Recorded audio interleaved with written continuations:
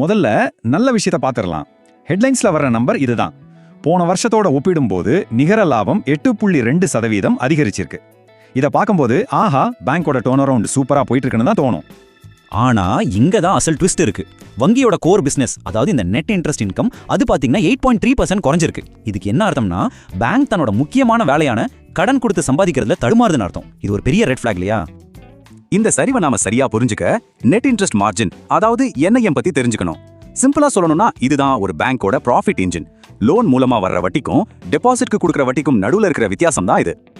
இங்க தான் உண்மையான பிரச்சனை வெளிச்சத்துக்கு வருது. போன வருஷம் 3.24% இருந்த பேங்கோட நிம் இப்போ வெறும் 2.80%க்கு சரிஞ்சிருக்கு. இது ரொம்ப பெரிய வீழ்ச்சி. இந்த நம்பர்ஸ்க்கு பின்னாடி ஒளிஞ்சிட்டு இருக்கிற முக்கியமான பலவீனம் இதுதாங்க. அப்போ பேங்க்குக்கு லாபம் எப்படி வந்துச்சு? இந்த ஒரு லைன்ல அதுக்கான பதில் இருக்கு. பேங்கோட லாபம் அதோட கோர் பிசினஸ்ல இருந்து வரல, அதுக்கு பதிலா ஆபரேஷன் சம்பந்தம் இல்லாத வருமானத்துல இருந்து வந்திருக்கு. நிஜத்தை சொன்னா வரிக்கு முன்னாடி இருந்த லாபத்துல 109% இந்த மாதிரி வருமானம் தான். இது ரொம்பவே ஆபத்தான ஒரு சிக்னல்.